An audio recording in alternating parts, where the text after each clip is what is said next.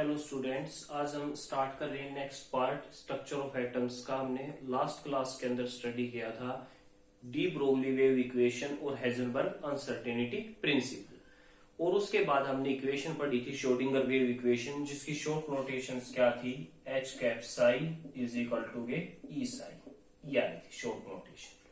ठीक है, यहाँ पे एच कैप क्या था, Hamiltonian operator, Sai wave function, ई एनर्जी। और जब किसी भी वेव फंक्शन के ऊपर हैमिल्टोनियन ऑपरेटर को अप्लाई करते हैं तो उसके कोरोस्पोंडिंग एनर्जी जो थी वो हमें मिल जाएगी और दोबारा वेव फंक्शन जो था वो ऑब्टेन हो जाएगा। ठीक है, ये हमने पढ़ा था। और यहीं से हमारे पास एक कॉन्सेप्ट आया था जिससे हम पढ़ रहे थे difference between orbit and orbital. किसके बीच में डिफरेंस पढ़ रहे थे, ऑर्बिट एंड ऑर्बिटल के बीच डिफरेंस।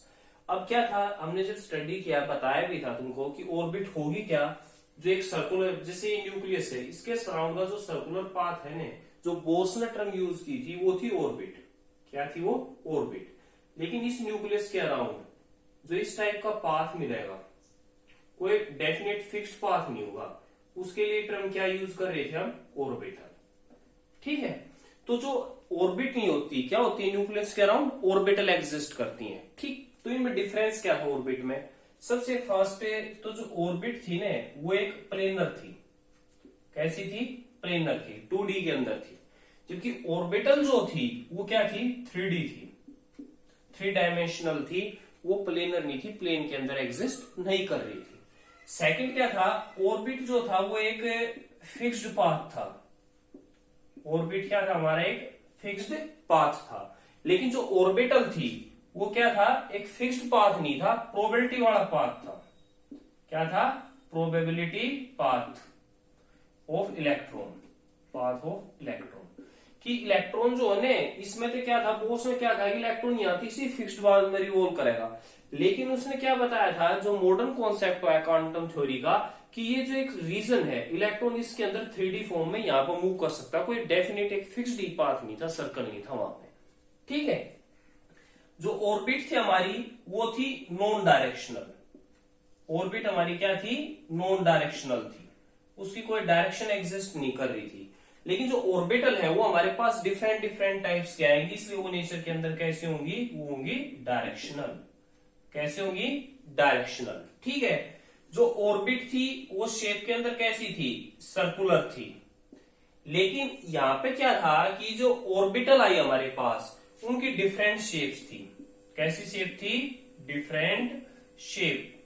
मींस वो सर्कुलर भी हो सके थी, वो डम्बल शेप भी हो सके थी, ठीक है, डबल डम्बल शेप भी हो सके थी, एटसेट्रा, उसकी डिफरेंट डिफरेंट थी। ठीक है, फिर उसके बाद नेक्स्ट आया हमारे पास में कि एक ऑर्बिट्स में कितने इलेक्ट्रॉन आ सकते थे, उसको किस फॉर्मूले से फाइंड आउट कर रहे थे हम, 2n² से।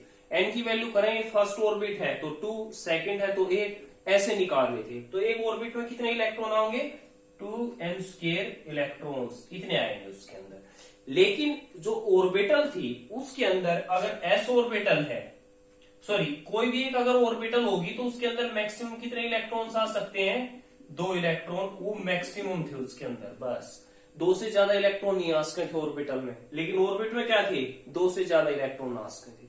तो ये कुछ एक बेसिक डिफरेंस थे जो ऑर्बिट और ऑर्बिटल के भी एग्जिस्ट कर रहे थे। ठीक है, तो अब देखो इसके बाद इंपॉर्टेंट है भाई, ऑर्बिट और ऑर्बिटल में डिफरेंस पता होना चाहिए। बहुत से बच्चे ऐसे हैं जो 12th पास आउट भी कर जाते हैं और उनको डिफरेंस नहीं पता होता ऑर्बिट और ऑर्बिटल के बीच। ठीक है, अब देखो इसके बाद में ऑर्बिट और ऑर्बिटल्स के बाद जब ये इक्वेशन आई हमारे पास, जो हमने लिखी थी Schrodinger wave equation, H cap psi is equal to E psi. जब इस इक्वेशन हम सोल्व कर रहे थे तो हमारे पास किस किस का सॉल्यूशन आ रहा था, साई का सॉल्यूशन और साई स्क्वायर। और मैंने बताया था साई का था कोई भी सिग्निफिकेंस नहीं था, लेकिन साई स्क्वायर क्या बताया था हमको, probability density of electron. Probability density of electron, किसी भी पर्टिकुलर रीजन में कितने इलेक्ट्रॉन्स मिलेंगे उस चीज की प्रोबेबिलिटी को हमने कहां से पता लग रही थी, वो साई स्क्वायर से पता लग रही थी। ठीक है, तो भाई जब हमने इक्वेशन सोल्व की, हमने जो साई की वैल्यू मिली वो मिली 3 पैरामीटर्स में, R of R, theta of theta, और फाइव ऑफ फाइव, इस तीन के अंदर इसका सॉल्यूशन मिला हमने जब हमने श्रोडिंगर वेव इक्वेशन सोल्व की।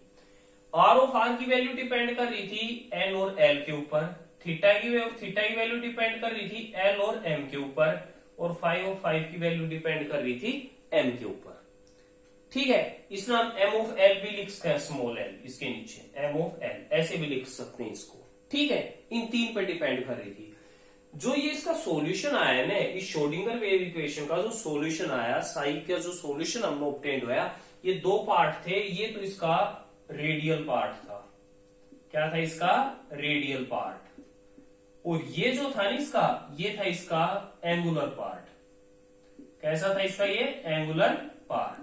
ठीक है, यहाँ पर भाई रेडियल पार्ट और एंगुलर पार्ट के बारे में डिटेल में हमने स्टडी नहीं करना क्या आया।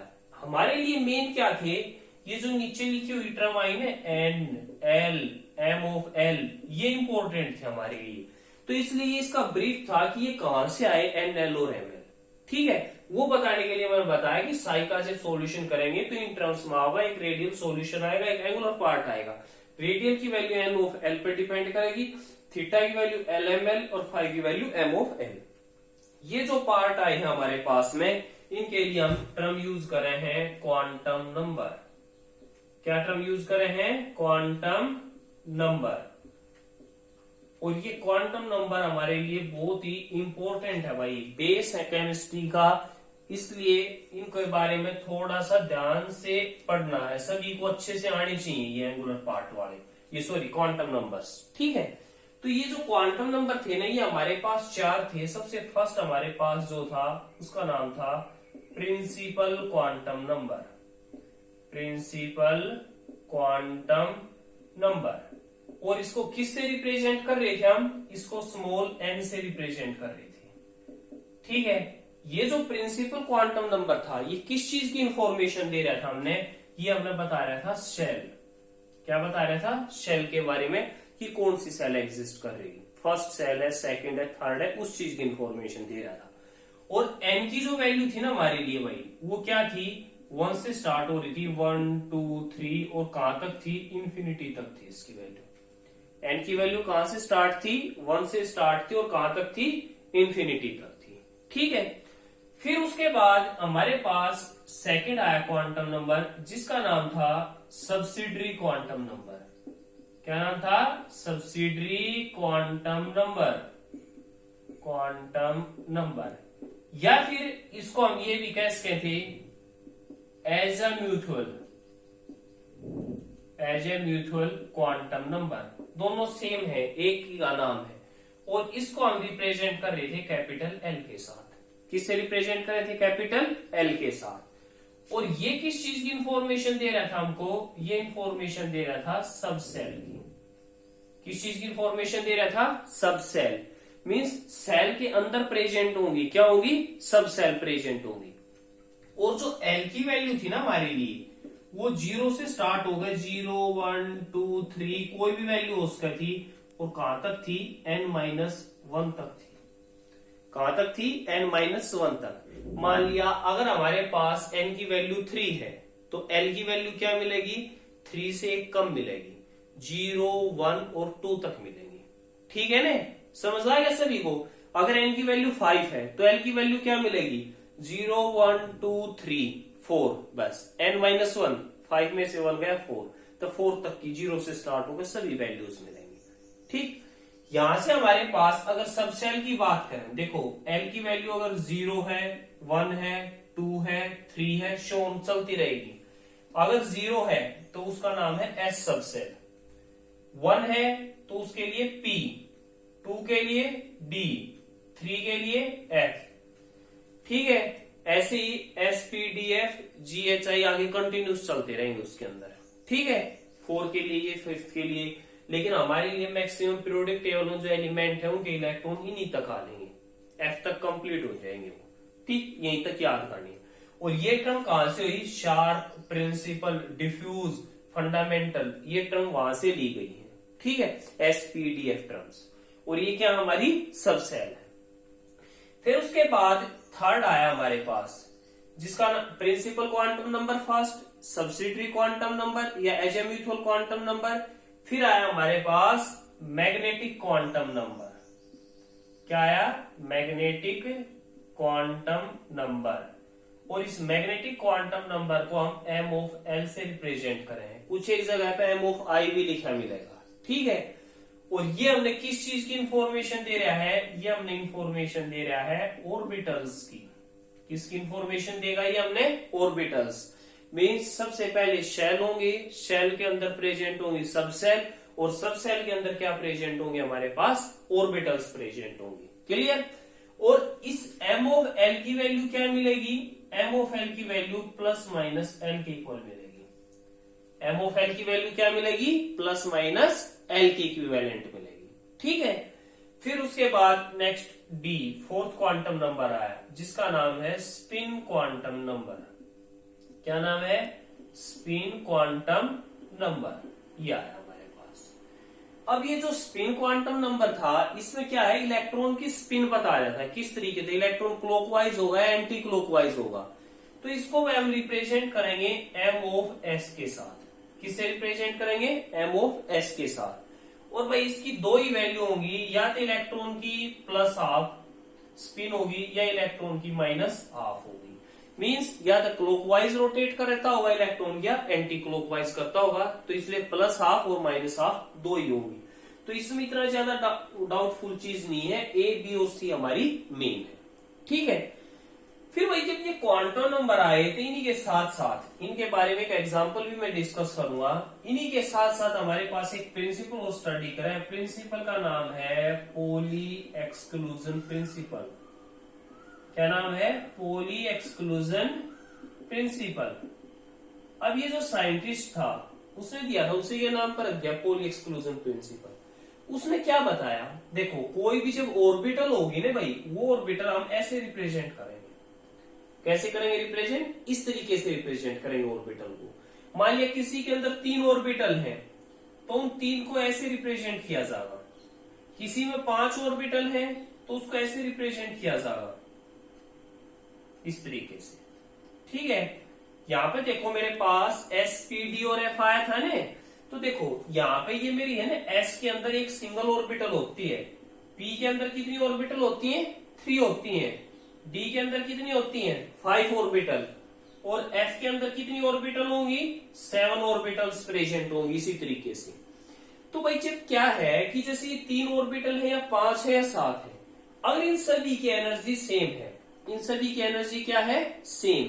जैसे तीनों की इक्वल है ना, कोई ऊपर नीचे नहीं है, इन पांचों की भी इक्वल ऊपर नीचे नहीं है, तो इन ऑर्बिटल्स के लिए हम टर्म क्या यूज करते हैं?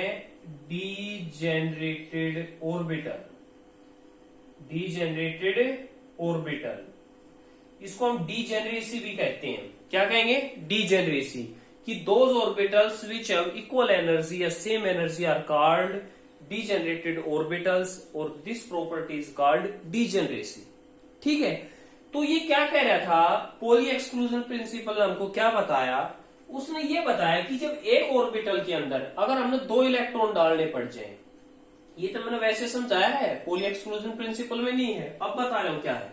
तो उसने क्या बताया कि एक ऑर्बिटल में अगर 2 इलेक्ट्रॉन डालने हैं, तो उनके लिए एक तक प्लस हाफ स्पिन वाला होना चाहिए अपर साइड में, और एक होगा माइनस हाफ स्पिन, ठीक है। मींस 2 इलेक्ट्रॉन्स जो एक ऑर्बिट के अंदर फिल होंगे, उनकी स्पिन क्या मिलेगी? अपोजिट मिलेगी। क्लियर है ये चीज? ये हमको किसने बताया? ये पॉली एक्सक्लूजन ने बताया। आई थिंक क्लियर हो गया होगा सभी को, ठीक है ना, कि एक ऑर्बिट्स के अंदर जो 2 इलेक्ट्रॉन आओगे, उनकी स्पिन क्या मिलेगी? अपोजिट मिलेगी। या फिर इसकी डेफिनेशन की टर्म में ये लिख सकते हैं कि 2 electrons present in the same orbit does not have same value of all 4 quantum numbers. कि जो एक ऑर्बिट में जो 2 इलेक्ट्रॉन आए हैं, उनके लिए चारों क्वांटम नंबर की वैल्यू सेम नहीं हो सकती, इक्वल नहीं हो सकती, वो डिफरेंट मिलेगी। और वो डिफरेंस किस में पाओगे? उनकी स्पिन में डिफरेंट पाओगा, बाकी तो सेम रहेंगे। और हमारे क्वांटम नंबर 4 थे, जो हमने ये लिख रखे, n, l, m of l और m ऑफ s। क्लियर होगी ये चीज भी? ये समझ आया या नहीं आया यहाँ पे? तो देखो यहाँ पे प्रिंसिपल और भी है 1-2, अभी हमने जस्ट पॉली एक्सक्लूजन प्रिंसिपल ही बताया यहाँ पे कि एक ऑर्बिट के अंदर कितने इलेक्ट्रॉन्स आएंगे? 2 इलेक्ट्रॉन। अब देखो यार, अब मैं इसका एक एग्जांपल लेकर चल रहा हूं, तुमने थोड़े से जिससे चारों क्वांटम नंबर क्लियर हो जाएंगे उसके बाद पूरी एक टेबल ड्रॉ करेंगे। फिर हम मान लिया कोई क्वांटम वो है ऑर्बिट जिसके लिए n की वैल्यू 4 है, ठीक है, और वो कह दिया उसके चारों क्वांटम नंबर की वैल्यू फाइंड आउट करो। तो भाई किसकी निकालनी है? अब l की निकालनी है। तो l हमने पता है l की वैल्यू क्या होगी, उससे एक कम मिलेगी क्योंकि लिख रहा है n -1 तक होगा। तो 4 में से एक गया 3, तो l की वैल्यू 0 भी मिलेगी, 1 भी मिलेगी, 2 भी मिलेगी और 3 भी मिलेगी। फिर वो कह रहा है m ऑफ l की वैल्यू क्या होगी। अब m ऑफ l की वैल्यू क्या थी? प्लस माइनस l के इक्वल थी। तो इसका मतलब plus minus 0, plus minus 1, plus minus 2 और प्लस माइनस 3। यह आ गया। यहाँ पे प्लस माइनस 0 का मतलब क्या? प्लस का भी और माइनस का भी, तो उसका तो कोई सिग्निफिकेंस नहीं, वो तो 1 ही रहेगा, ठीक है, एक ही रहेगी, वो तो 0 ही रहेगा। इसका क्या सिग्निफिकेंस है यहाँ पे प्लस माइनस 1 का, कि उसमें -1 भी, 0 भी और +1 भी, तीनों आ जाएंगे उसमें। प्लस माइनस 2 का क्या है? उसमें -2, -1, 0, +1, +2, ऐसे ही प्लस माइनस 3 के अंदर है। तो आगे क्वांटम नंबर की। और m ऑफ s क्या रहना है? m ऑफ s की तो वैल्यू 2 ही रहनी है, plus minus half, plus minus half, कि प्लस हाफ और माइनस हाफ, ये वैल्यू रहनी है। क्लियर होगी ये चीज? अब देखो बोर्स ने जो कॉन्सेप्ट दिया था ना 2, 8, 18 का, वो कैसे ठीक था, लेकिन वो ज्यादा डिटेल में नहीं बता पाया वहां पे, और वो अब यहां से क्लियर हो जाएगा इन क्वांटम नंबर से। देखो मैं टेबल ड्रॉ कर रहा हूं उसके लिए। आज का हमारा बस टॉपिक ही यही है क्वांटम नंबर्स के बारे में। अगर क्वांटम नंबर समझ आ गए तो समझ लो इस चैप्टर में हमने 60% चीज जो थी वो क्लियर हो चुकी है हमारी, जो मेन पार्ट था इस चैप्टर का वो क्लियर हो जाएगा। अब यहाँ पर मैं सबसे पहले लिख रहा हूं क्वांटम नंबर के n की वैल्यू, ठीक है, क्वांटम नंबर किसकी वैल्यू? n की वैल्यू। नेक्स्ट के लिए मैं लिख रहा हूं l की वैल्यू।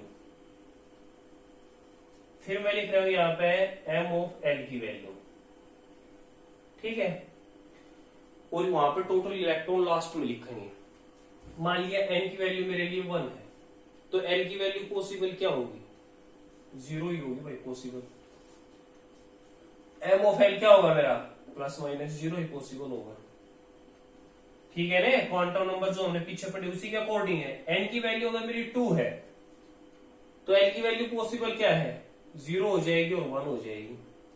और 0 है तो m ऑफ l की वैल्यू प्लस माइनस 0, और इसके लिए प्लस माइनस 1 में -1 भी, 0 भी और +1 भी, ये आ जाएगी। फिर उसके बाद m की वैल्यू में आ गई मेरे पास 3, तो वैल्यू ये क्या पॉसिबल होगी? 0 भी, 1 भी और 2 भी होगी पॉसिबल। m ऑफ l की क्या हो जाएगी? प्लस माइनस 0, -1, 0, +1, इसकी वैल्यू क्या हो जाएगी? -2, -1, 0, +1, +2, ये आ जाएगी। फिर नेक्स्ट है मेरे पास, अगर n की वैल्यू मेरे पास 4 है तो l की वैल्यू क्या आ जाएगी मेरे पास? 0, 1, 2, 3 तक आ जाएंगी, या plus minus 0, plus minus 1, plus minus 2, plus minus 3 लिख लोगे ना, शोन जैसे ये लिख रखी इसी तरीके से। अब देखो यहां से m ऑफ l मैंने किसकी इंफॉर्मेशन दे रहा था? वो मैंने बता रहा था ऑर्बिटल्स के बारे में। किसके बारे में बता रहा था? ऑर्बिटल्स। यो मैंने किसके बारे में बता रहा था? l, ये बता रहा था मेरे को सब सेल के बारे में, और n क्या बता रहा था मेरे को? शेल के बारे में, ठीक है, ये इंफॉर्मेशन मिल रही थी मेरे को। तो भाई इसमें कितनी ऑर्बिटल आई? फर्स्ट वाले में कितनी ऑर्बिट आई? यहाँ पे टोटल नंबर ऑफ ऑर्बिटल्स लिख दें यहाँ में। इसमें एक साइड में कॉलम बना दिया मैंने, जिसमें मैं लिख रहा हूं नंबर ऑफ ऑर्बिटल्स। कितनी आई? प्लस माइनस 0, 0 एक ही होती है, एक का ऑर्बिटल आई। यहाँ कितनी आई? एक इसके अंदर, 1, 2 और 3 इसके अंदर, टोटल कितनी होगी? 4 होगी। यहाँ कितनी आई? 1 इसके अंदर, 3 इसके अंदर, 1, 2, 3, 4, 5 इसके अंदर, टोटल कितनी होगी? 9 होगी यहाँ पे। इसमें कितनी आई? 1 इसके अंदर, 3 इसके अंदर, 5 इसमें, प्लस माइनस 3 में कितनी? 7, -3, -2, -1, 0, +1, +2, +3, 7, कितनी आएगी टोटल? 16 होगी। 7 और 5 12 और 4 16, ठीक है। अब यहाँ पे मैंने क्या बताया था, एक ऑर्बिटल में कितने इलेक्ट्रॉन आ सकते हैं?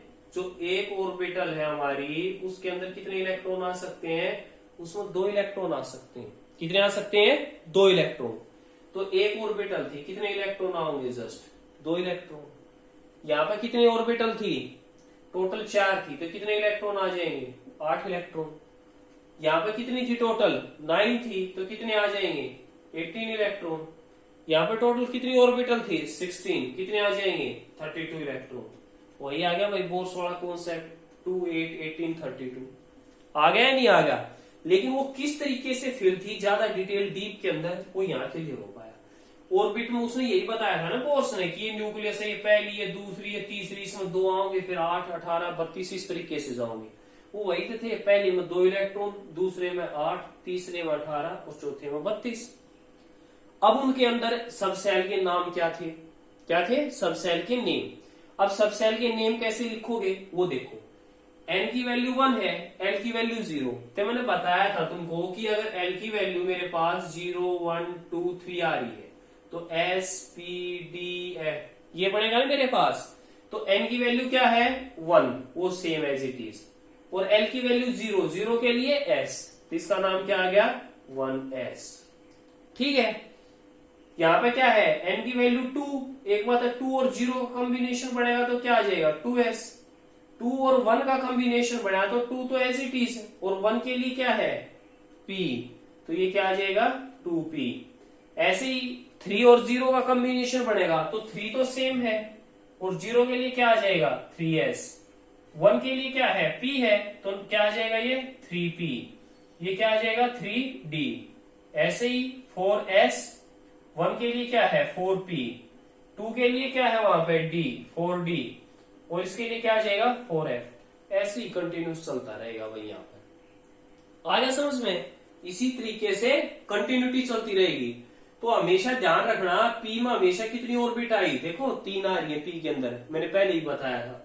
D में कितनी ऑर्बिटल आ रही हैं? 5 ऑर्बिटल। F में कितनी आ रही हैं? 7 ऑर्बिटल। ठीक है, आ गया समझ में? आया ही नहीं आया समझ में? अब D में P की बात करो तो 3 ऑर्बिटल है, एक ऑर्बिटल में कितने इलेक्ट्रॉन? 2, तो 3 में 6। तो P में मैक्सिमम कई इलेक्ट्रॉन आ सकते हैं? 6 इलेक्ट्रॉन। S है, इनमें एक एक ऑर्बिटल है, मैक्सिमम कितने आ सकते हैं एक ऑर्बिटल में? 2 इलेक्ट्रॉन, तो S में 2 इलेक्ट्रॉन आ सकते हैं। D में गए, D में कितनी है? 5 ऑर्बिटल, एक ऑर्बिटल में 2, तो 5 में कितने आओगे? 10 इलेक्ट्रॉन। F में 7 है, एक में 2, तो 7 में कितने आओगे? 14 इलेक्ट्रॉन। तो कहने का मतलब ये है S ऑर्बिटल में मैक्सिमम 2 इलेक्ट्रॉन, P के अंदर मैक्सिमम 6 इलेक्ट्रॉन, D के अंदर 10 इलेक्ट्रॉन और F के अंदर 14 इलेक्ट्रॉन। ये मैक्सिमम पॉसिबिलिटी है इलेक्ट्रॉन्स की जो उसके अंदर हम फिल कर सकते हैं। ठीक है, इससे ज्यादा इलेक्ट्रॉन उसमें फिल नहीं होंगे। तो भाई आज तुमने यहीं तक का करना है, उसके बाद नेक्स्ट पार्ट में इसकी इलेक्ट्रॉनिक कॉन्फ़िगरेशन डिस्कस करेंगे इससे आगे। ठीक है, थैंक यू।